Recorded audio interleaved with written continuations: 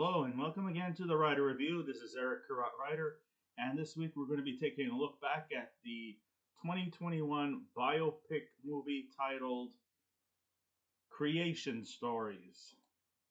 Now, Creation Stories runs for 1 hour and 45 minutes long. It is directed by Nick Moran. The script was written by Irvine, Walsh, and Dean Kavanagh. It is produced by Ben Dillon, Shelley Hammond, Nathan McGowan, Holly Richmond, and Orion Williams. Danny Boyle was also in there. He served as an executive producer. It's unknown as to who composed the movie, but the supervisor and assistant supervisor were Connie Farr and Jen Egan. The cinematography by Roberto Schaefer, and it was edited by Emma Gaffney. And the stars of the movie are Ewan Bremner, Leo Flanagan, Suki Waterhouse, Jason Isaacs, Rebecca Root, Johanna Pickering, Thomas Turgoose, Mel Raido, Danny John-Jules, Paul Kaye, Saskia Reeves, Carl Barat, Irvine Welsh, Jason Flemyng, Stephen Berkoff, Nick Moran, Ed Byrne, and Alistair McGowan.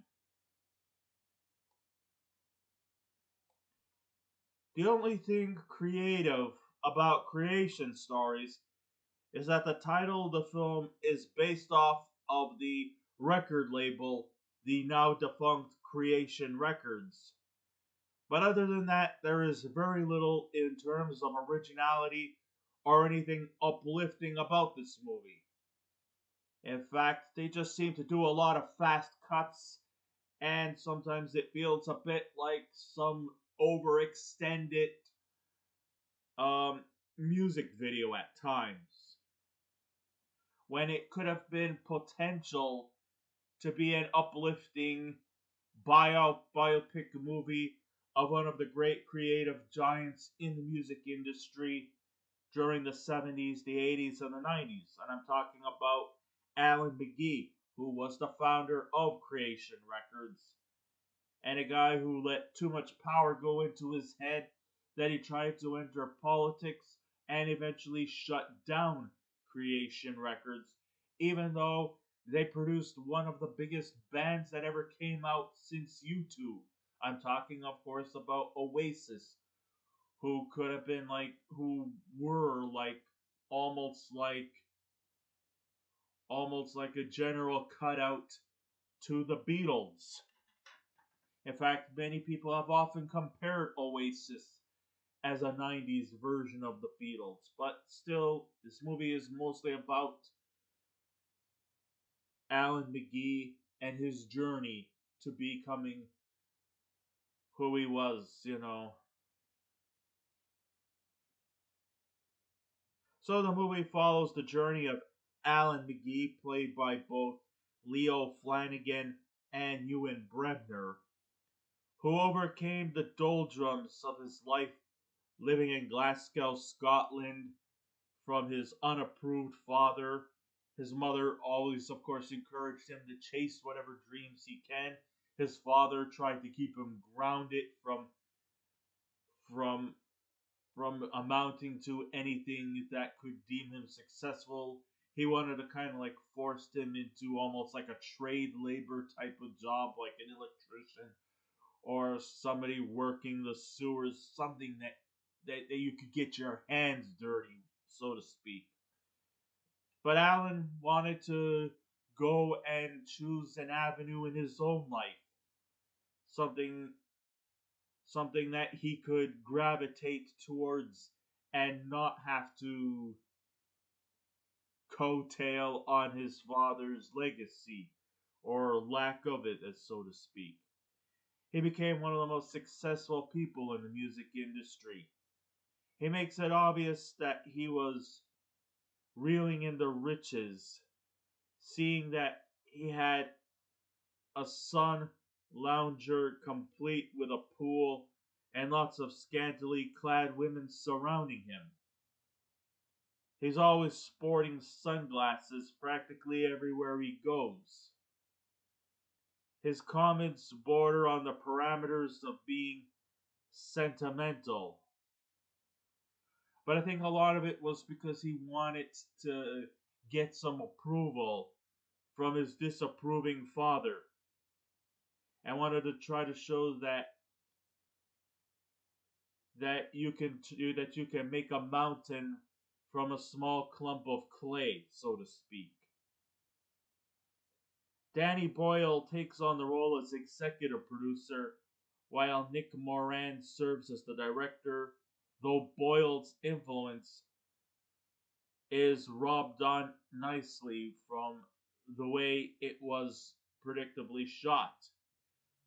Even though Moran was behind the helms, a lot of the influence was done by Danny Boyle. In fact, it felt more Danny Boyle-ish than compared to Nick Moran.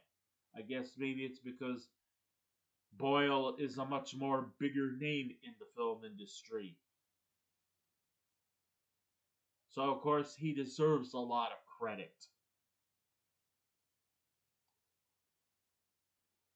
In a typical meteoric rise to the top for this young dreamer, we see Alan cruising around the poverty stricken neighborhood he calls home. Though, from the time period this movie is set in the opening scenes, he doesn't seem to be struggling financially. Well, at least, he's got food on the table and comes from a pretty big family, mostly sisters. And sure, his mother has always been supportive of his dreams. His father, not so much. And of course, he also has a grandmother who takes so much pride and pleasure to constantly chastise him. His financially deprived father seems to not understand the music of that time frame and the idea that they're wearing makeup while his father while his mother is more encouraging. Yeah, I mean, of course, the early settings of the movie is like around the 70s, back when, a lot of musicians and artists don't really depend on their music or their talent, but mostly about, shock, mostly about impressionists, you know. I mean, although David Bowie, like for example, was a very talented individual in his own rights. But when he developed the alter ego of Ziggy Stardust with the face paint and the more outrageous uniforms and the outrageous look, people started to get attention. You get a group like the Sex Pistols, for example. They're another example of musicians who go beyond the parameters of donning the art and craft of making compelling music with their own blend of shock cinema, so to speak, with their blend of shock performance or impressionist art. They want to make music more than just music, but also as an art. And sometimes the art is by going out of your way to be more outrageous than the other. I mean, the Sex Pistols, although had some talent, okay, maybe not necessarily Sid Vicious, but because they managed to go out of their ways to give themselves a new look, give themselves a new blend of music, that's what people gravitate towards. You know? The music scene is always changing. It's always evolving or devolving, depending on your point of view. I mean,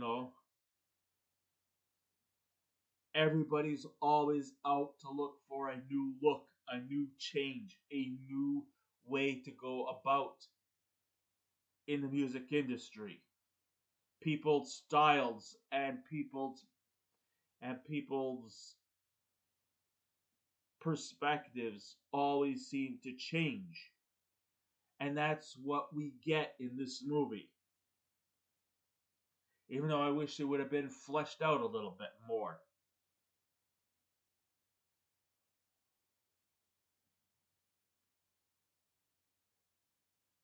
The set decoration by Claire Keat does deserve some admiration, though it might be a bit overkill at times. I mean, at least, we get the costumes, the props, the settings does feel like, we see, from his early years, his teenage years, we see his bedroom all posters of 70s artists like T Rex, David Bowie, Queen, you know, they're all there. And of course he's starting to form a band, but even though he doesn't seem to be musically inclined, he still seems to have he may not have the eye for music, but he definitely has the ear for it. And when he sees talent, he knows exactly where to go. And so he may not be able to pick up an instrument to save his life, although he made the effort, but it was actually more or less not depending on his eyes or his skills, but his ears and his determination. And it seemed like he had that kind of Midas touch, because people seemed to had realized that he realized that he had a vision, and his vision was to promote and create talent. I mean, everybody under his influence had become successful, including his reporter. She eventually had her own talk show. And then, of course, I gotta bring up Oasis. After sending in like demos, back in the 70s and 80s, and even into the 90s, long before we had these like American Idol or America's Got Talent or all these like reality shows that used to that come on now. Back then, people used to just send in demo tapes so that studio heads can hear it, and if they like the sound, well, then they're gonna start doing the engineering, the producing, and these aspiring musicians could become successes, or they could be completely faded into obscurity and nobody would know who the fuck they are. But Alan McGee tried to do everything he could in his powers to make these dreams possible. Alan surely loved music. I mean, it was his passion. Even from going as far as to wear his sister's makeup just to create a vision for himself. And though he was not talented enough to play an instrument, he made up for that by letting his ears do the talking for him as he makes his way to London to find his next big talent to work for him. His journey through the city is met with a mundane soundtrack through the poor side of town. And a lot of the soundtrack stuff isn't actually what is the difference maker here, which I kind of found a bit disappointing, being that the movie is primarily focused around the aspects of music.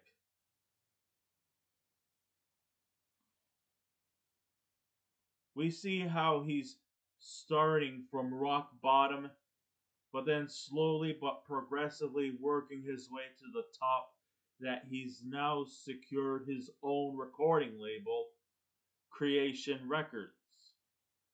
And while this is happening, people from older generations might even get a glance of musicians that you once grew up with while being influenced in the wrong direction at times, but learning important lessons along the way.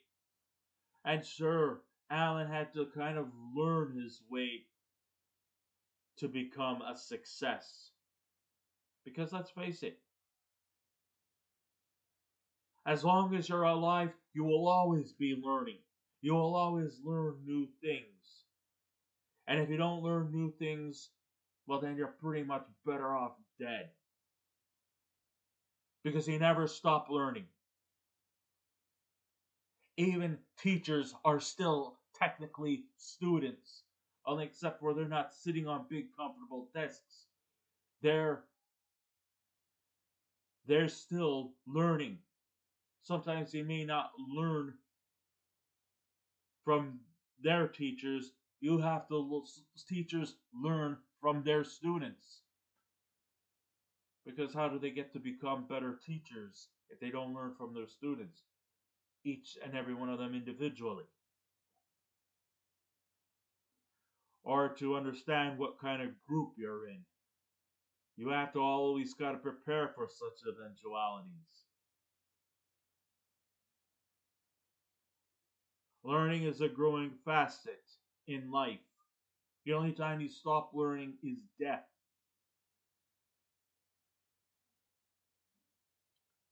So while this is happening, yeah, and he had to sort of pay a lot of consequences and circumstances along the way. But then again, that's life itself. Of course, the music lingers along with the more skimpy dressed women, and that all sums it up. But then again, that was what type of stuff that happened in the 80s and the 90s, maybe even well into the 2000s. Hey, at one time, sex did sell. And maybe it still does to this day, as much as we either want to admit it or deny it.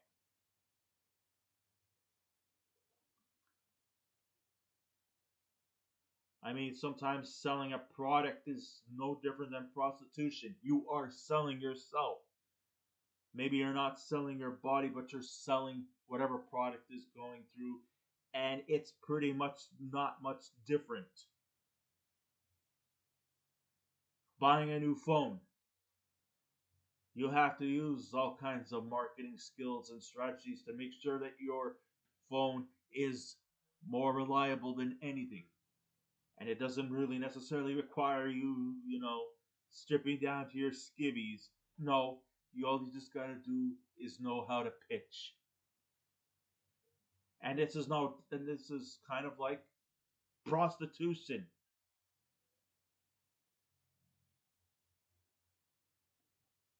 Public relations is what it is. It's marketing. Things take a strange turn, but not for the better once Alan starts to get political. Yes, apparently sometimes power and success does get into your head that you just want to sort of step out of the lights of what you're you're born to and you're accustomed to. And he thought that, hey, because I'm such a powerful, successful record producer, music producer, let's see if I could try my luck at a different avenue in life. So, of course, politics starts to get into his head. And this is where the things started to turn on a sour note, in my opinion. But instead of using some kind of intelligent or witty banter to get his message across, Moran decides to lighten up the atmosphere by transforming the characters into a cartoon. At times, it does feel a bit cartoonish, with the similar type of tropes that you see: the disapproving father, the slack about son. Hmm. You have the crusty grandmother, the approving mother, the voiceless sisters, the pregnant girlfriend, the abandoned, the deadbeat father. Apparently, that's what Alan McGee was. And you go through all of these things. It's supposed to be based off of true story and real events, but then it seems that it's a lot of it seems to have a lot of dramatic licensing that actually sometimes questions of whether if this was an actual authentic biopic or if there is way too much dramatic license to turn everything all hyperbolic. It could be satirical. I mean, I don't mind a little satire here and there, but it felt way too much like a fucking comedy. And sometimes I wonder if a lot of these things are actually authentic or just dramatic licensed bullshit. Instead, it just got returned back to. I mean, it felt like a lot of the integrity started to feel more preschool. Screenwriter Dean Kavanagh tried to hold back on Irvine Walsh's more experimental habits. It still fails to make this movie inclined to having a standalone personality. Sometimes I think it actually may have went to almost full blown parody when really I was hoping for a straight shooter biopic. You could have some artistic licensing to sort of differentiate between what is a movie and what is a documentary. But even you have to also generate ingest some form of realism too to make us convinced that all of these events happened in Alan McGee's life. Sure, there might be some levels of of, of humor and dramatic license, but not too excessive. It became a bit gregarious and egregious at times. If you don't watch too many music industry based films, Creation Story is not as abominable as many people have dismissed it. Yeah, sometimes I do think the accents were way too thick. And of course, being that it was set in Glasgow, Scotland, and their accents, even though at times it sounded more Liverpool than Glasgow, because I've always thought that the people in Glasgow they roll their R's when they speak. Okay, I won't do that, but sometimes it was hard to translate. I forgive my ignorance, but there are sometimes they use words and terms that don't always mesh with the English languages that we speak in North America. I mean, they just say things differently. No fault of their own. It's just their ways of dialogue, I suppose. But it sometimes was hard to comprehend. The production values are pretty good. The ensemble is very impressive in their respective roles. They did everything they could. I didn't have too much problem with the acting. Everybody did their efforts in whatever respected roles. The cinematography is very well executed, and the music in this film will hit a high note for fans who enjoy music from the 70s, the 80s, and from the 1990s. And a lot of hidden gems, too. You get some of the famous popular ones like Rebel Rebel by by David Bowie. You get a few '80s tunes, and of course, there's a lot of mentions, especially when Alan McGee was introduced to a little known band led by two brothers, pretty much simply collectively known as Oasis, which were, of course, fronted by Liam and Noel Gallagher, and three other members who are of lesser importance. No, I'm just joking. When you're in a group, everybody has a certain level of importance. It's just that there is very little to offer. But if you're into classic music from another era, you might find this movie enjoyable to watch. If you're just in it for the music, the plot is quite narrow, thin. The direction could have been more further elaborated, could have been even a little more serious and less, not necessarily, I don't want to say garbage, but less satire.